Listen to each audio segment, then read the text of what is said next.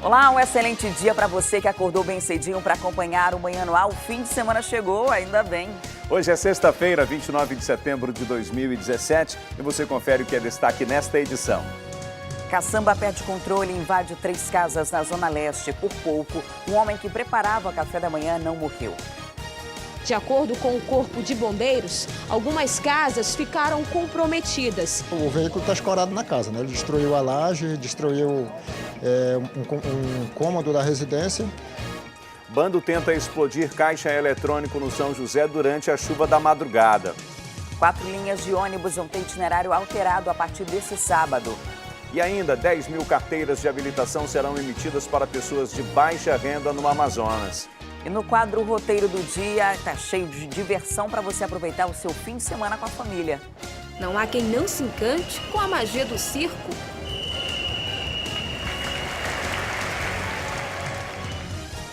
Isso e muito mais a partir de agora. Manhã no Ar, o seu dia começa aqui.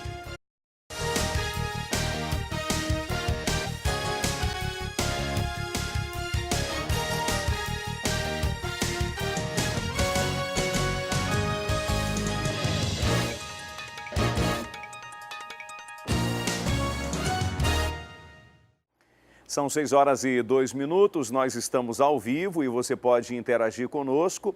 Vai na nossa página no Facebook, deixa foto, deixa vídeo, deixa sua sugestão de reportagem, denúncia, flagrante.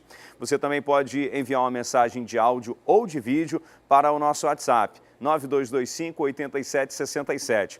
Nós também estamos ao vivo pelo aplicativo A Crítica Play. E os policiais da Força Tática prenderam na noite de quarta-feira um homem suspeito de assaltar um ônibus da linha 350 na Boulevard Álvaro Maia. Confira. Eram por volta das 8 horas da noite, quando passageiros da linha 350 trafegavam no sentido bairro, aqui na Avenida Boulevard Álvaro Maia. Quando um jovem entrou no coletivo, já sabe o que aconteceu, né? Assalto. Ele abordou a vítima, no caso o motorista, e também o cobrador do ônibus, uma mulher, uma cobradora, e também os passageiros. Ele levou celulares e também dinheiro, a renda do ônibus e outros pertences das vítimas. Depois disso, o rapaz tentou fugir. Ele correu aqui pela Avenida Boulevard Álvaro Maia até que uma viatura da Força Tática da Polícia Militar passou aqui e as pessoas que passaram por essa situação pararam a viatura, chamaram o policial que foi atrás desse suspeito. Correndo aqui pela Avenida Boulevard Álvaro Maia foi encontrado o Railson de Castro, de 21 anos. Ele foi encontrado com, além do dinheiro da renda, que era R$ 67, também com 6 celulares e uma arma de brinquedo usada nesse assalto. Agora, quando o rapaz foi preso, dá só uma olhada na cara que ele faz. Faz até um charminho ali com o cabelo dele, cabelo estiloso. E o Railson, com todo esse estilo, foi levado para a delegacia. Deve responder por roubo e vai ficar à disposição da justiça. E um homem foi preso e 3 adolescentes apreendidos suspeitos de cometerem assaltos em uma lanchonete no bairro Jorge Teixeira, na Zona Leste. De acordo com a polícia, o quarteto estava cometendo assaltos aqui pela Zona Leste da cidade em um carro roubado. O último crime aconteceu em uma lanchonete na rua Hilário Brigadeiro Gurjão. Eles chegaram no local, renderam os clientes e levaram toda a renda do dia e mais 2 celulares. Em seguida, eles fugiram.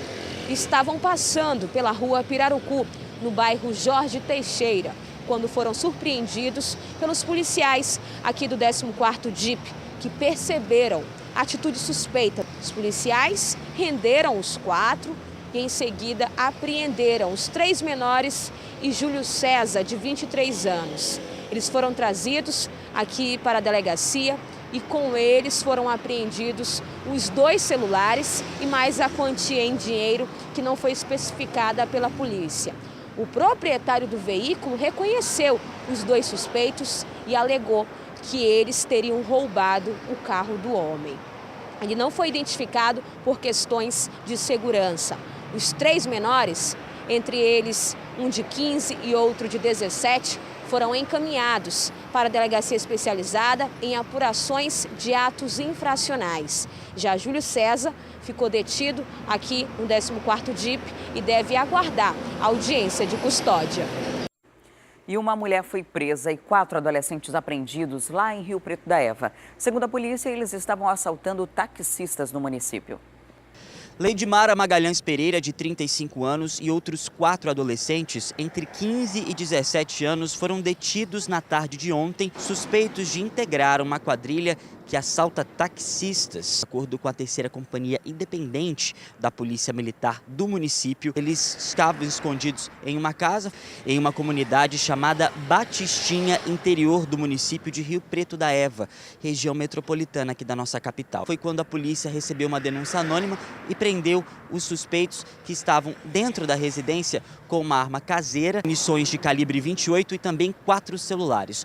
Todo o material e também os suspeitos foram levados para o 36º DIP, a 36ª Delegacia do município. Os adolescentes devem responder a ato infracional de roubo e já a maior de idade, a Leidmara, vai responder por posse ilegal de arma de fogo, roubo e também corrupção de menores.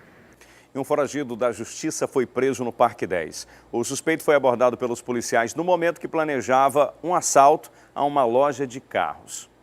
A história que eu vou contar agora é de um jovem que queria cometer crimes, mas não queria pagar por eles, não queria ser preso, assumir a responsabilidade.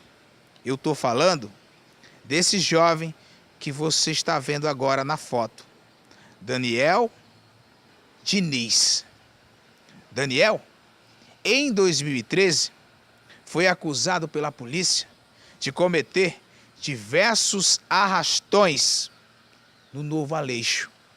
Segundo a polícia, Daniel, junto com os amigos, tocavam o terror no Novo Aleixo. E sempre de motocicleta, que não era essa aqui. Mas Daniel, um ano depois, em 2014, acabou sendo condenado a 12 anos e 2 meses de prisão. Só que o Daniel, ao saber da condenação, ele disse: eu não vou ser preso não, eu tenho que continuar nas ruas, aterrorizando as pessoas. E assim ele fez. O tempo passou. Estamos em 2017.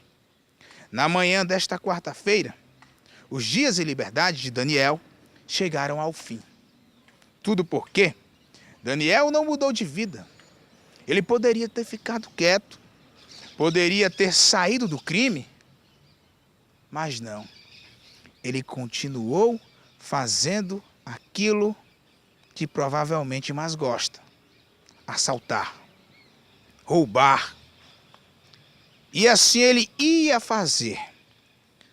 Mas, graças aos policiais do 23º DIP, que ficaram sabendo que o Daniel estaria estudando alguns locais, comércios, lojas, para assaltar, exatamente aqui no bairro Parque 10. Os policiais, então, realizaram uma campana e conseguiram flagrar o momento em que Daniel planejava assaltar uma loja de carros. O plano de Daniel deu errado. O policial se aproximou dele, pegou o celular, olhou a foto e disse: é você que é o Daniel? Aí o Daniel olhou para o policial e fez: não, eu? Não, meu nome não é Daniel, eu sou o Jonatas. O Daniel estava querendo se passar pelo irmão. O policial então olhou de novo a foto. Disse: não, eu tenho certeza. É você que é o Daniel. E agora você vai ver o sol nascer quadrado. E assim aconteceu. Daniel agora está preso. a gente conseguiu identificar que se tratava de fato do Daniel e então empreendemos aí esforço no sentido de capturar ele. E agora ele vai ser encaminhado aí ao sistema penitenciário, onde ficará à disposição da Justiça para responder aí pelos delitos praticados. E um detento do regime semiaberto do sistema prisional de Parintins foi preso suspeito de estuprar 2 irmãs. E o detalhe, elas são deficientes físicas. O acusado foi conduzido ao presídio da cidade, onde vai aguardar julgamento. A polícia de Parintins prendeu mais um homem suspeito de estupro de vulnerável aqui na ilha Tupinambarana. O Sidney Duque, de 35 anos de idade, conhecido como Macuxi, ele foi preso suspeito de estuprar 2 irmãs, uma de 19 e outra de 20 anos de idade, que são deficientes físicas. De acordo com a delegada Alessandra Trigueiro, que investiga esse caso, o crime ocorreu no dia 3 de setembro deste ano, na casa das vítimas. Ele foi até a casa das vítimas, mais ou menos umas 6 horas da manhã, verificou ali o ambiente e quando foi às 10 horas da manhã ele retornou até o local.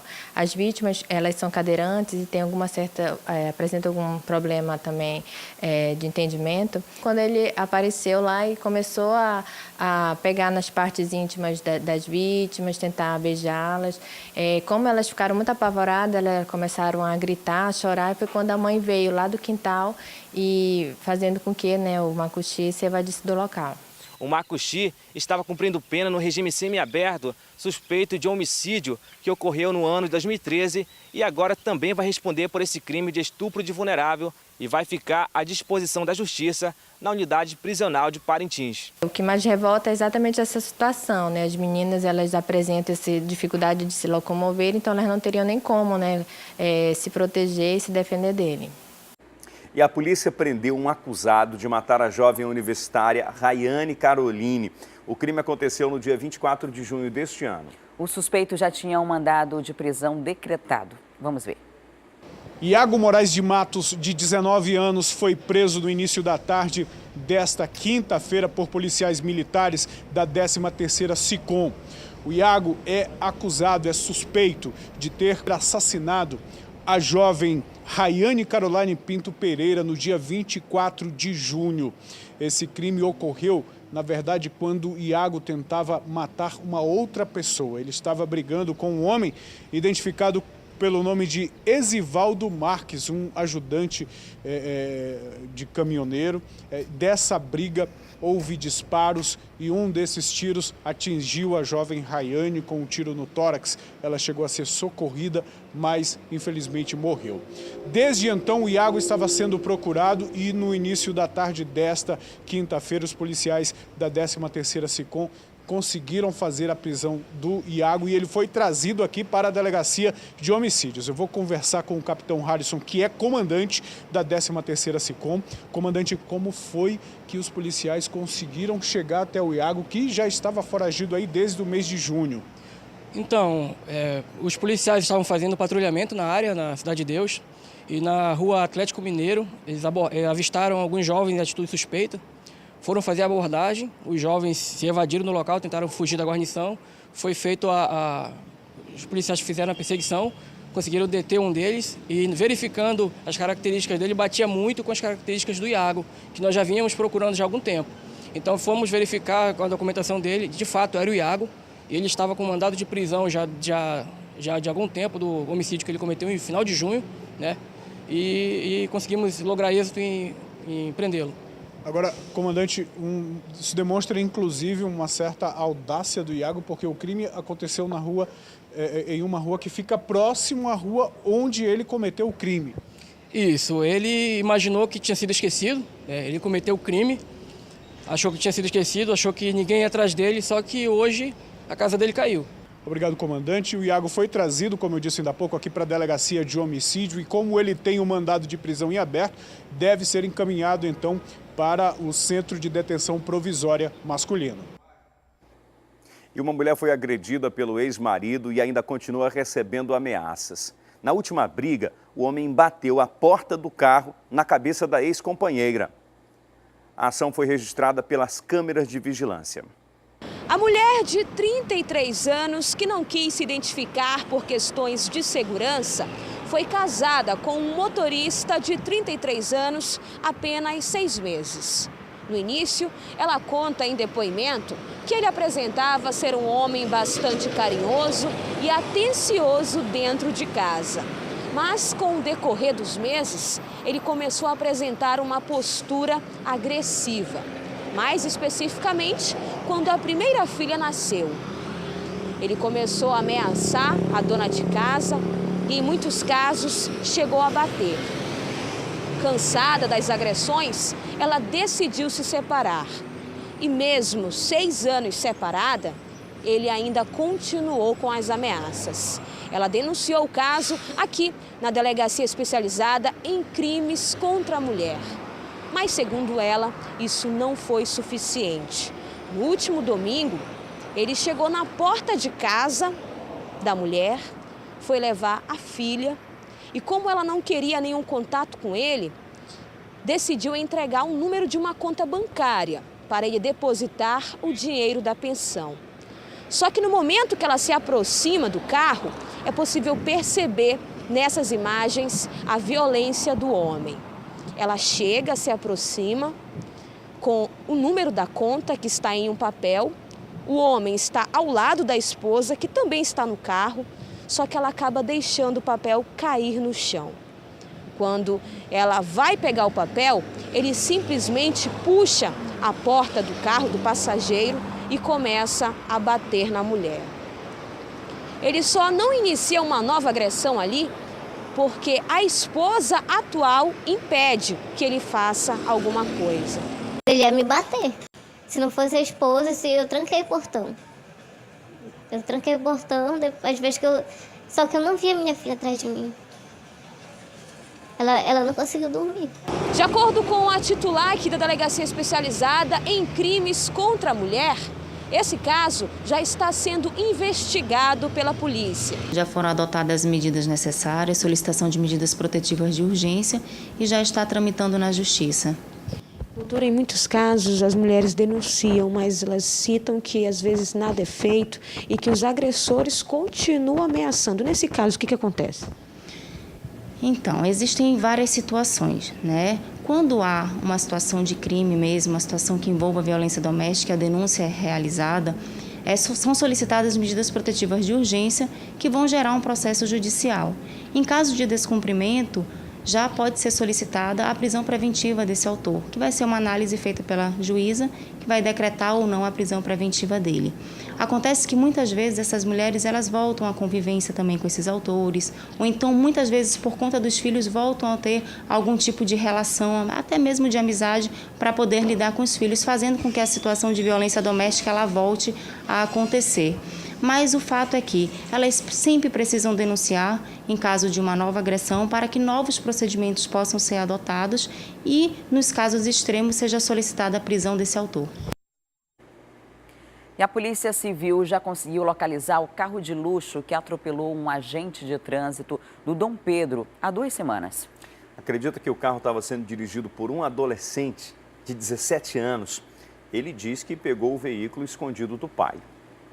Foi depois de denúncias anônimas que a polícia conseguiu localizar o veículo, a BMW, envolvida no acidente do dia 17 de setembro, que deixou o agente do Manaus Trans de 52 anos hospitalizado em estado grave. A polícia já sabe que o carro era conduzido por um menor de 17 anos e estava escondido em uma oficina no bairro Xangri-Lá, no Parque 10. Uma oficina humilde até, mas não era a das principais rotas de oficina de veículos importados.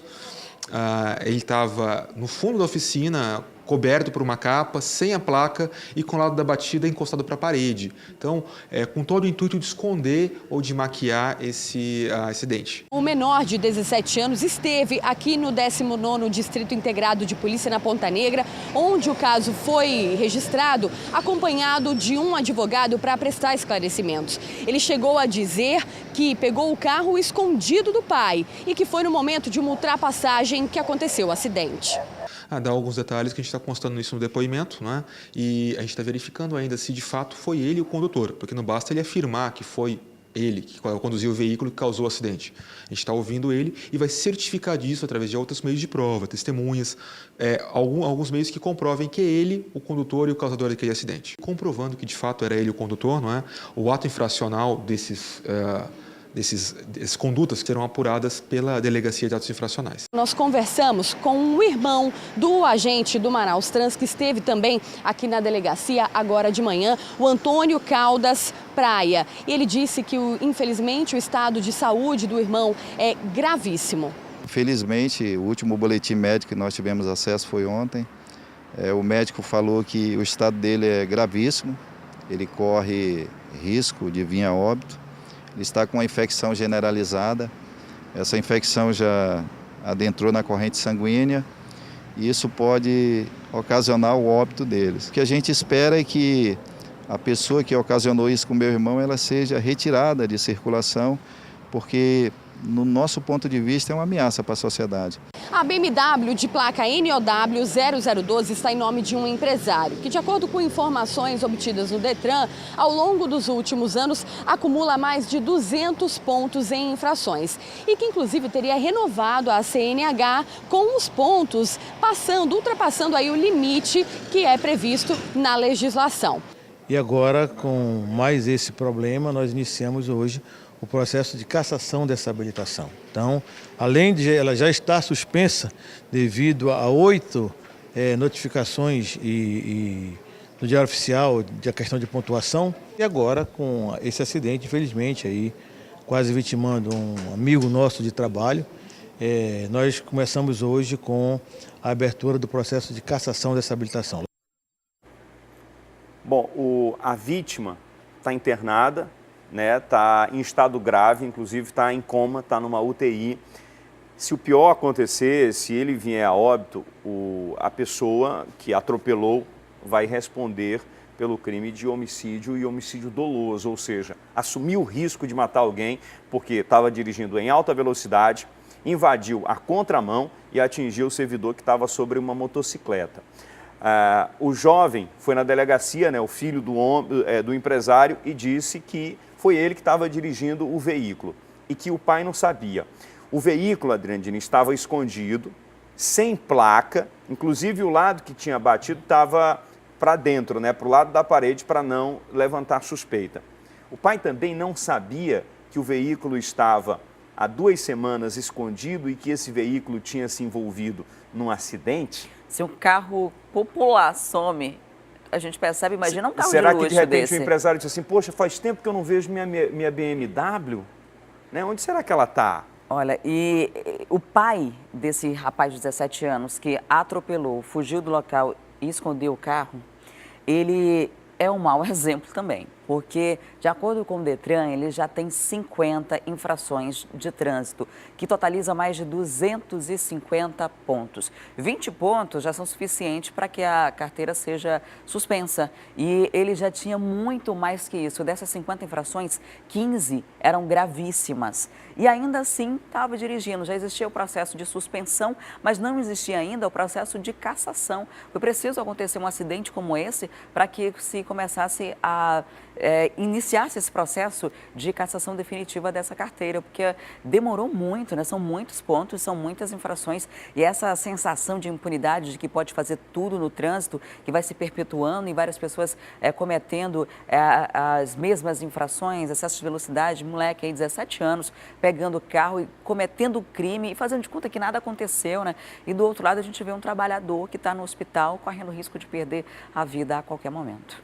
O pai a gente já tem o nome do empresário, só que a gente não pode divulgar aqui por causa do ECA, que é o Estatuto da Criança e do Adolescente. Uma vez que a gente divulga o nome do empresário, automaticamente o adolescente é identificado, mas ele deve responder na condição de pai dessa criança e deve responder também na condição de dono do veículo, Porque ele tem um veículo, tem uma BMW, ele tem que ser responsável por esse carro, ele tem que saber onde é que está esse carro. Não é ele que é o dono, então ele tem que saber onde é que está o carro. É na vara civil e também na vara criminal, E aqui a gente fica torcendo para que o pior não aconteça com esse servidor que está internado, né? A gente espera que ele possa se recuperar, apesar de estar aí no estado gravíssimo, situação complicadíssima desse cidadão. E é um negócio revoltante, né? O cara se apodera ali de uma BMW, de um carro de luxo, e acha que é dono da cidade, que pode fazer o que bem entender, que pode pintar e bordar e colocar a vida dos outros em risco, né? Quanta irresponsabilidade, é um negócio realmente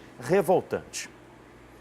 E o Jornal A Crítica de hoje destaca esse fato. Adolescente assume crime de trânsito. Jovem de 17 anos foi ao Distrito Integrado de Polícia para dizer que pegou o carro escondido, a BMW, né, do pai, cuja CNH tem 258 pontos registrados. Atropelou agente e fugiu sem prestar socorro. Essa e outras reportagens completas podem ser conferidas no seu celular ou tablet. É só baixar gratuitamente o A Crítica Digital. Quem baixa tem acesso a todo o conteúdo do melhor jornal da cidade e ainda ganha desconto em mais de 120 estabelecimentos.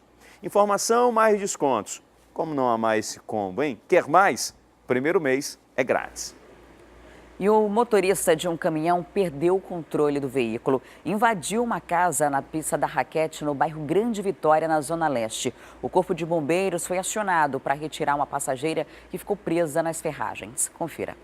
O acidente aconteceu por volta das 8h40 desta quinta-feira, aqui na antiga rua da pista da Raquete, no bairro Nova Vitória. O motorista Luan Pereira Machado estava transportando um caminhão com areia quando perdeu o controle do veículo. De acordo com os moradores, ele estava descendo esta ladeira com a companheira Jéssica Lopes. Ele chegou a atingir alguns veículos e, em seguida, invadiu uma residência onde havia 5 pessoas. 3 crianças e 2 adultos. Eles conseguiram sair a tempo, assim como Luan, que conseguiu pular do caminhão ainda em movimento. A companheira Jéssica não conseguiu e ficou presa nas ferragens. O Corpo de Bombeiros foi acionado e conseguiu retirar a vítima, que ficou com alguns ferimentos pelo corpo. Ela foi levada para o Hospital Platão Araújo junto com o companheiro Luan. De acordo com o Corpo de Bombeiros, algumas casas ficaram comprometidas. O veículo está escorado na casa, né? Ele destruiu a laje, destruiu um cômodo da residência. Isso aí, o proprietário do veículo, a empresa, que não tem informação, eles vão resolver isso aí. A gente percebe que também um comércio também ficou bastante comprometido, né, com rachaduras. Nesse caso, a Defesa Civil vai precisar analisar isso? Isso. Aí a Defesa Civil vai analisar. E o proprietário vai fazer contato com a Defesa Civil, né? Já estão fazendo contato com a Defesa Civil para que eles possam vir até o local e analisar aqui o ambiente e tomar as providências cabíveis. De acordo com os moradores aqui do local, esse não é o primeiro acidente que acontece por aqui. Está vendo que esse prédio já construiu ele 3 vezes, já foi destruído 3 vezes, com o carro desgovernado de lá. Não é de hoje que acontece acidentes assim? 3 assim, já morreu 2 aqui aqui. Morreu um ali em cima, esse colégio aí já veio carro, olha lá, aquele mancho naquele muro lá, foi carro que veio desgovernado e caiu aí dentro do colégio. Na casa do vizinho ao lado também já entrou, que é do seu Denis, aqui na minha casa já entrou 14 vezes, na casa da nossa outra vizinha aqui já entrou 3 ou foi 4 vezes. Isso é um absurdo, porque tem um projeto para fazer uma rua aqui em cima. Isso nunca foi feito, o governo entra governo, sai governo e o projeto não sai. Nós estamos à mercê, que é a vontade de Deus. E um recém-nascido foi abandonado pela mãe na frente de uma casa em Manacapuru. Quem vai contar esse caso para a gente é o nosso correspondente Erison Araújo. Já se aproximava da hora do almoço quando o seu Paulo estava aqui na sua residência, localizada no bairro do Biribiri, confeccionando uma rede de pesca. Quando, de repente, ele precisou entrar para ir ao banheiro. Não durou mais que 5 minutos lá dentro. Quando retornou, encontrou aqui neste lugar uma criança enrolada em um pedaço de pano. Ele ficou desesperado e ligou para sua mulher, que em seguida entrou em contato com o Conselho Tutelar. Eu estava aqui descendo essa malhadeira, estava só em casa. Minha esposa tinha saído, eu fiquei só. Meu filho estava trabalhando, eu fiquei sozinho. Aí eu saí aqui para ir ao banheiro. Quando eu voltei do banheiro, a criança estava aqui. Nesse local aqui, com aquela sacola do lado, e não tinha ninguém. Eu fiquei assustado, fiquei agoniado, que eu não sabia o que fazer. Aí liguei para minha esposa, vem logo para casa que tem uma criança, deixaram uma criança aqui. Aí eu fiquei sem saber o que fazer. Depois ela chegou, aí pegou a menina, que tem jeito, né? E deu um banho, aí deixou aí. Eu digo, eu vou ligar pro conselho. Aí foi que eu liguei. Junto com a criança foi deixada uma sacola e dentro dela estava a carteira de vacinação da bebê. Através dela, o Conselho Tutelar conseguiu identificar o nome da mãe e a idade da criança, que tem apenas 7 dias de nascida. Chegando aqui, confirmamos que realmente a criança recém-nascida foi deixada na porta dele com uma sacola de roupas. E dentro dessa sacola tem uma carteira de vacina, onde está identificada a declaração de nascido vivo e o nome da mãe.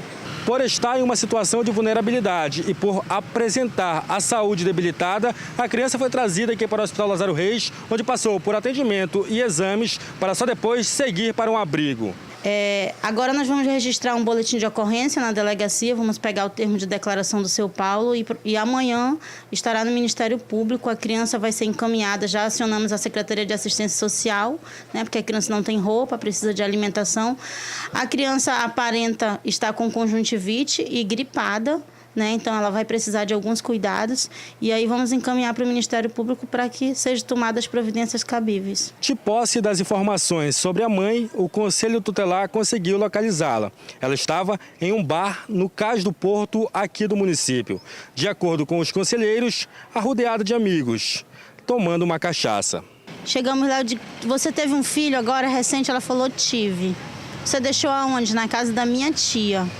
Você deixou com a sua tia? Ela disse, deixei. Eu digo, vamos lá. Fomos com ela na casa, a casa já estava fechada e aí fomos para a delegacia, né? Entramos em contato com o telefone que tinha feito denúncia por plantão e pedimos para que a senhora e o senhor da casa fossem até a delegacia conosco.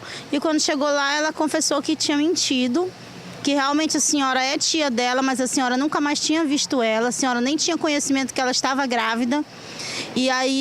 E simplesmente ela deixou o filho lá sem falar para ninguém, no chão da casa. A mulher então foi trazida aqui para a delegacia do município de Manacapuru, onde foi flagranteada pelo crime de abandono de incapaz. Ficou presa, a delegada disse que diante da situação ela ia ficar presa em flagrante. Ela vai responder, mas é um crime que cabe fiança, lamentavelmente. E o aumento inesperado na conta de energia elétrica está levando consumidores a cobrarem explicações da Eletrobras. Isso porque, em alguns casos, o valor da fatura saltou de R$200 para R$2.000, isso mesmo. E quem enfrenta o problema diz que o aumento veio após a troca dos medidores. Dona Mônica está desesperada. As faturas de energia já contabilizam mais de R$4.000. Ela explica que sempre economizou o consumo e por isso pagava cerca de R$200 por mês. Mas depois que novos medidores foram instalados onde mora, o valor chegou a R$2.000. Não temos condições, as pessoas não têm condições e não têm equipamento, não tem consumo para esses valores altos. Para resolver o caso de Dona Mônica, a Comissão de Defesa do Consumidor da Câmara Municipal promoveu uma reunião de conciliação. A concessionária de energia informou que os medidores são confiáveis e atribuiu o aumento a outros fatores. O problema não está nos medidores, talvez o problema esteja nos hábitos de consumo dos moradores. A gente tem casos de cliente com desvio constatado de energia, a gente tem casos de clientes com histórico de inadimplência, a gente tem casos de clientes que tinham um medidor parado e o medidor foi substituído. Mesmo assim, a Eletrobras Amazonas Energia garantiu que a partir do próximo dia 14 de outubro vai ser feita uma vistoria técnica em 12 casas do conjunto Eduardo Braga, na zona norte de Manaus. Vai ser feito o levantamento em média de um contador por rua da comunidade para realmente nós acharmos aí a fonte desse problema, desse aumento exponencial da energia. Se é realmente nos contadores ou se é na instalação elétrica aí entregue aos moradores junto com o condomínio. É importante as pessoas ficarem atentas, Adriane Diniz, porque naturalmente a conta de energia sobe nesse período do ano, por causa do forte calor. A gente deixa o ar-condicionado ligado por mais tempo, abrimos mais vezes a geladeira, principalmente as crianças, né, abrem com mais frequência, ligam por mais tempo o ventilador. Agora, é um aumento que já é esperado. Agora, um aumento absurdo, como tem algumas contas aí, é preciso ser revisto, né? Com certeza tem algum problema. Por exemplo, lá em casa, a conta que chegou ontem, aumentou em relação ao mês anterior cerca de R$100, mais ou menos. Mas o consumo também aumentou muito, então é algo proporcional. Mas ainda assim é importante você conferir a quantidade de quilowatts consumidos de energia elétrica. Agora imagina alguém que paga R$200, consumo baixo de energia, né? E de repente vai para R$2.000. Eu teria uma parada cardíaca, eu acho que se recebesse uma conta com essa diferença. E o problema é que a conta vem e até você resolver todo o processo burocrático para resolver, essa cobrança está sendo feita. Se demorar muito resolver, você corre até o risco de ter o corte da sua energia elétrica. E se demorar ainda mais, de ficar negativado. Então é muito importante procurar os órgãos de defesa do consumidor, ainda bem que esses casos denunciados já vão ser revistos para avaliar onde está o problema, porque algum problema tem. E a Defensoria Pública está ampliando o atendimento no Amazonas com a criação de unidades polo. E na manhã de ontem, 8 defensores tomaram posse. Com a nomeação, o Amazonas agora passa a contar com 118 defensores públicos. Eles fazem parte da lista de espera do concurso de 2013. Ele tinha prazo de validade de 2 anos. Ele foi renovado por mais 2 anos e agora, no dia 10 de setembro, expirou o concurso. Então, nós fizemos uma engenharia financeira para tentar nomear o máximo de defensores possíveis para aproveitar esse concurso ainda. Só que como o orçamento que nós recebemos esse ano, a majoração, ela só vai valer para o ano que vem, nós só conseguimos nomear os 8 que estão agora tomando posse. Os novos defensores públicos vão atuar no interior do estado. 5 deles estão cotados para atender em Parintins e municípios vizinhos. Esse é o reinício da implantação de unidades polo. Vai começar de forma estruturada em 5 polos: Parintins, Itacoatiara, Humaitá, Tefé e Tabatinga. Com um orçamento de quase 70 milhões de reais, o defensor-geral disse que até o fim do ano, um concurso público vai ser feito para o preenchimento de diversos cargos no interior do estado. Nós estamos lançando um concurso para servidor até o final do ano, que vai ter vaga para o interior com provas realizadas no interior. Então agora a Defensoria vai poder dizer que tem estrutura própria, com carro, com os servidores no interior do estado, graças a esse incremento no orçamento que nós recebemos esse ano. E agora uma outra boa notícia. O Detran lançou nesta quinta-feira a primeira etapa da CNH Social. E cerca de 10 mil motoristas, tanto aqui de Manaus, a capital, quanto do interior do estado, vão poder tirar a Carteira Nacional de Habilitação de graça.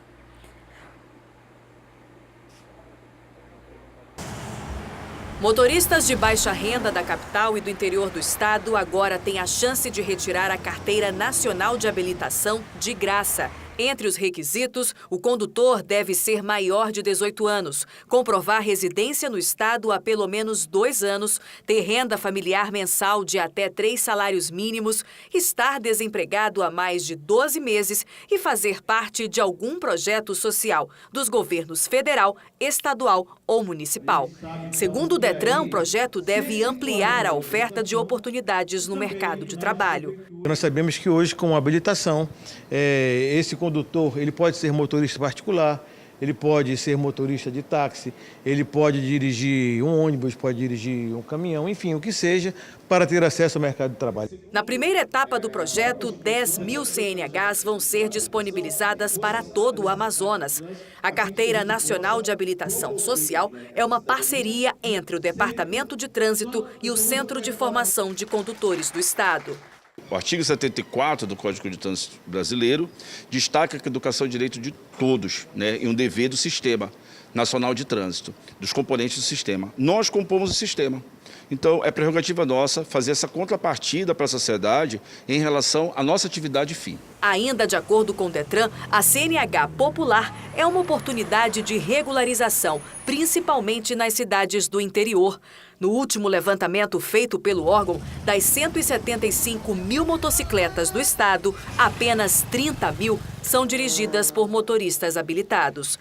A segunda etapa será fazermos um convênio com a UEA para que traga para o estado do Amazonas cursos. Um exemplo, hoje, para você ter uma clínica para fazer os exames oftalmológicos, psicológicos, os especialistas, os médicos, os psicólogos, eles obrigatoriamente têm que ter um curso de trânsito, que não é oferecido no estado do Amazonas. As inscrições para o CNH Social começam em 10 dias no site do Detran ou pelo aplicativo Amazonas na Palma da Mão, lançado recentemente. O programa vai ser mantido com recursos do Seguro DPVAT. A previsão para o começo das inscrições, para você que está interessado na CNH Social, é de 10 dias pelo site do Detran e também pelo aplicativo Amazonas na Palma da Mão, que está disponível para o sistema Android. E na madrugada, um grupo armado tentou assaltar caixas eletrônicos no São José. Segundo testemunhas, houve troca de tiros e o grupo estava em 3 carros. Quem vai trazer para a gente os detalhes dessa situação é o Danilo Alves, com quem eu converso agora. Olá, Danilo. Já há alguma informação sobre esses suspeitos que participaram dessa ação? Bom dia.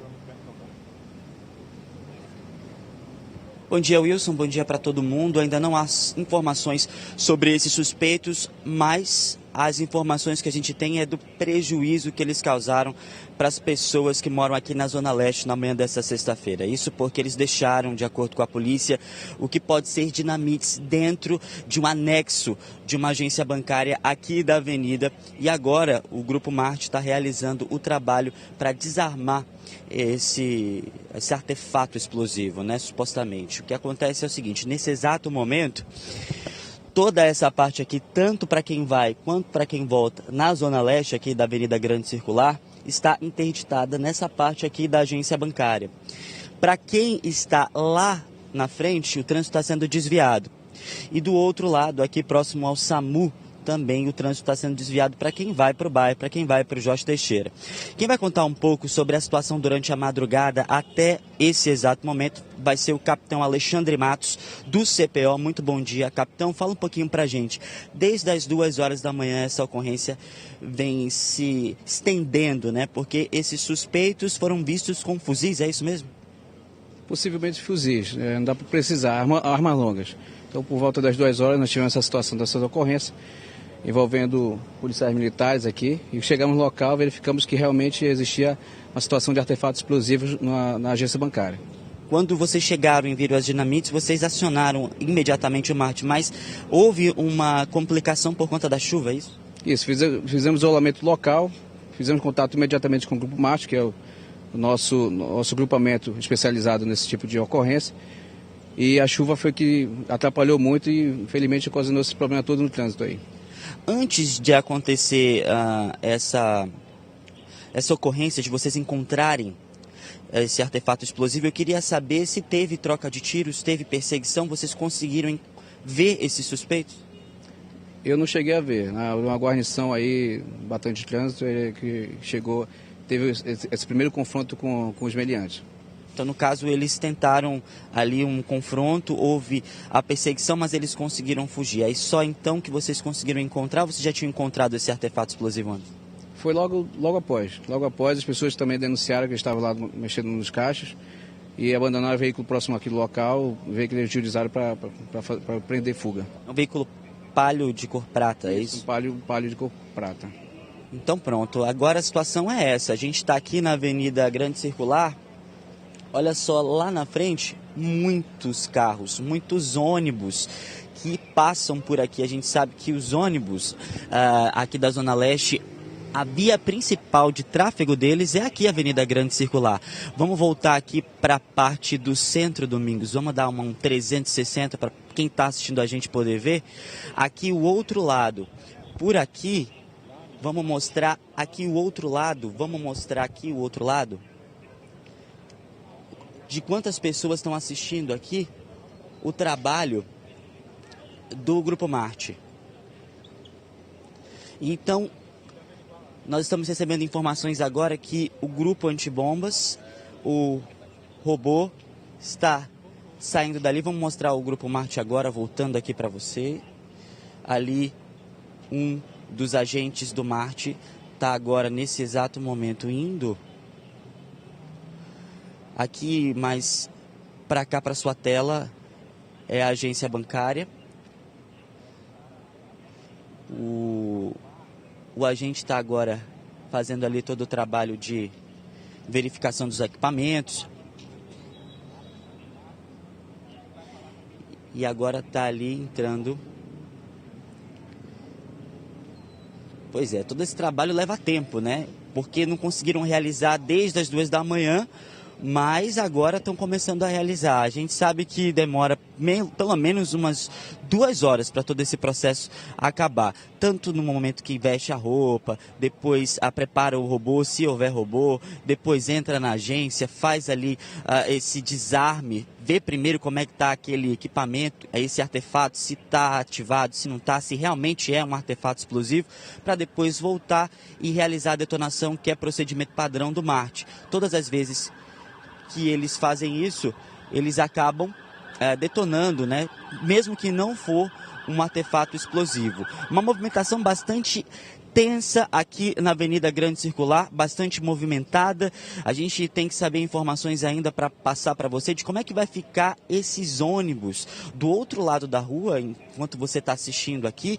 Muitos ônibus da empresa Global Green estão parados aqui na Avenida Grande Circular. Ônibus importantes, linhas como 672, 670, 651, todas que passam por aqui, que passam pelo Terminal 5 também, muitas pessoas prejudicadas. Na entrada do São José 3, aqui nesse exato local onde a gente está, entre a fronteira do Tancredo Neves e do São José, o ônibus da linha 014 aqui na frente do SAMU também está parado, está tudo parado, então ninguém passa por aqui.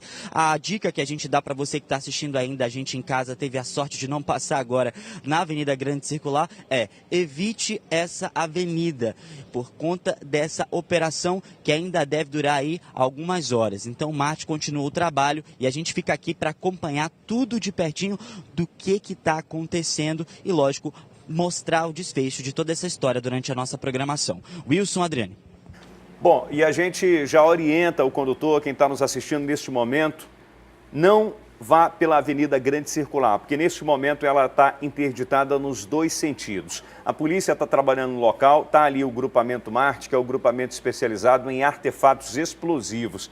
Esse policial que está com aquele equipamento é o que lida diretamente com a história, manuseia lá com a bomba. Ele que vai lá e identifica para saber se é bomba ou não. Ele foi ainda há pouco lá nos caixas eletrônicos, identificou alguma coisa e está vindo comunicar ali o comandante para saber o que de fato tem lá nesse caixa eletrônico. Você que está ligando a televisão agora, durante a madrugada, bandidos invadiram os caixas eletrônicos de uma agência bancária na Avenida Grande Circular e tentaram explodir esses caixas eletrônicos. De acordo com testemunhas, houve troca de tiros, inclusive ainda há pouco um oficial da polícia falou da possibilidade desses bandidos estarem com armas longas, inclusive com fuzil. Mas essa é uma informação ainda não confirmada. Hoje é sexta-feira, é o dia em que o trânsito tende a ser mais carregado, porque está se aproximando o fim de semana. Então, está muito difícil nesse momento na Avenida Grande Circular o trânsito. Tem muitos ônibus, como a gente percebe, lá atrás, muitos ônibus do transporte coletivo, ônibus também que fazem rota por distrito industrial, né, que vão para algumas empresas e outros veículos de passeio. Então, está complicadíssimo o trânsito neste momento na Avenida Grande Circular e a gente está acompanhando toda essa situação. Nossa equipe está por lá e daqui a pouquinho o nosso drone também vai sobrevoar essa área. Inclusive, motoristas do transporte coletivo já desceram e estão ali, olha. Não adianta não vai nem vem. Seguir viagem agora, está interditado muitos ônibus. Passageiros e motoristas acabam se juntando à massa de curiosos para tentar saber o que está acontecendo ali. Agora, imagina só, você sair de casa para trabalhar cedinho, para ir para a escola e não conseguir passar e as pessoas ficam se perguntando o que está acontecendo, né? Muita gente vai chegar atrasada no trabalho por conta dessa situação. Essa área aí na Grande Circular, ali próximo da Canópolis Motos, próximo ao Habib's, ali no São José, e o trânsito fica completamente interditado para garantir a segurança das pessoas que estão passando no local até que se verifique se há ainda algum risco de explosão.